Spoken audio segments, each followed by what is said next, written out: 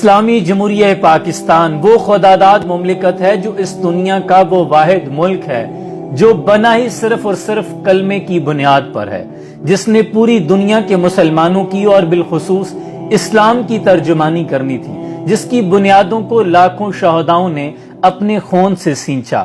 لیکن مقام افسوس ہے کہ اسی وطن عزیز پاکستان میں کبھی خواجہ سراؤں کے حقوق کی آڑ میں LGBT جیسے غلیظ بل پاس ہو جاتے ہیں، کبھی میرا جسم میری مرضی جیسے نعرے گونجتے ہیں، کبھی تحفظ ختم نبوت کے بل پہ ڈاکہ ڈالا جاتا ہے۔ بے حیائی کی طرف ایک اور قدم اٹھایا گیا ہے۔ یونیسیف کے تعاون سے سندھ گورنمنٹ کی جانب سے کراچی میں پہلا ہیومن ملک بینک کی انیگوریشن ہو چکی ہے، باقاعدہ افتتاح ہو چکا ہے۔ الامان الحفیظ، یعنی وہاں ماؤں سے دودھ لے کر پھر دوسرے بچوں کو پلایا جائے گا جن کی نشو و نما ٹھیک نہیں ہو رہی۔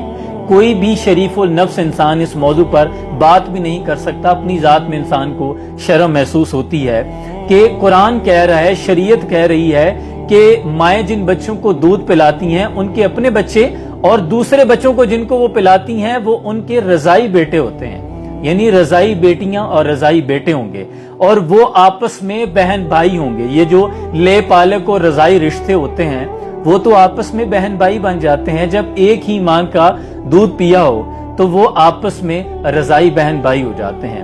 اب یہ اتنا کون سا کوئی میکنزم سیٹ کریں گے کہ جو اس بات کو جج کیا کرے گا کہ کون سا بچہ ہے، کس ماں کا اس نے دودھ پیا ہے، وہ آپس میں رشتہ یا ازدواج میں کس طرح منسلک ہوں گے؟ یہ تو ایک بہت بے حیائی کی طرف قدم اٹھایا جائے گا۔ اسلام نے جو باؤنڈریز سیٹ کی ہیں، جو رشتوں کا تقدس بتایا ہے، وہ بہت خوبصورت ہے۔ یہ یونیسیف اور دوسری جو NGOs ہیں، یہ جن ملک سے تعلیم لے رہی ہیں، یہ وہیں پہ سوٹ کرتی ہیں چیزیں، کیونکہ وہاں پہ وہ جو بچے ہوتے ہیں نا، وہ اپنے پیرنٹس کو صرف بایولوجیکل پیرنٹس کہتے ہیں۔ وہ کہتے ہیں یہ تو صرف ہمیں دنیا میں لانے کا ذریعہ تھا، اور اس کے بعد وہ آپس میں جس طرح لیونگ ریلیشنز میں رہتے ہیں، رشتوں کی تامیز کیے بغیر، کوئی خالہ، کوئی پھوپھی، کوئی ماں باپ، وہاں تو یہ تقدس ہی نہیں ہے۔ وہاں بغیر شادیوں کے بچے ہوتے ہیں اور بچے بڑے ہو کر ماں باپ کو اولڈ ہوم ہاؤس میں چھوڑ آتے ہیں، وہاں تو رشتوں کی دھجیاں اڑائی جاتی ہیں۔ یہ معاملات وہیں پہ سوٹ کرتے ہیں۔ یہاں تو اسلام کی بات کرنی تھی۔ اس دور میں اور ہے جام اور ساکی نے بنا کی روش لطف و ستم، اور مسلم نے بھی تعمیر کیا اپنا حرم، اور تہذیب کے آزر نے تو رشوائے صنم، اور گفتار سیاست میں وطن اور ہی کچھ ہے، ارشاد نبوت میں وطن اور ہی کچھ ہے۔ یہ اسلام کے نام پر بنا ہوا ملک ہے۔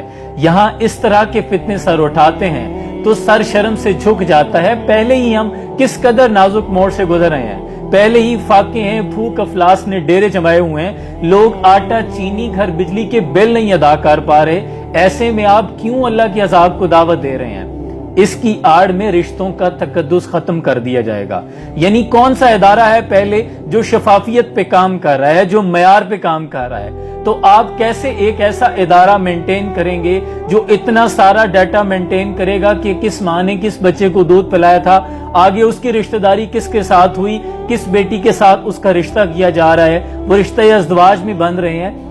کون سا میکنزم ہوگا جو اس چیز کو جج کیا کرے گا؟ یہ صریحاً اسلام کی روایات، اسلام کے معیار کے منافی ہے۔ خدا کے لیے ہوش کے ناخن لو۔ سلام پہنچے۔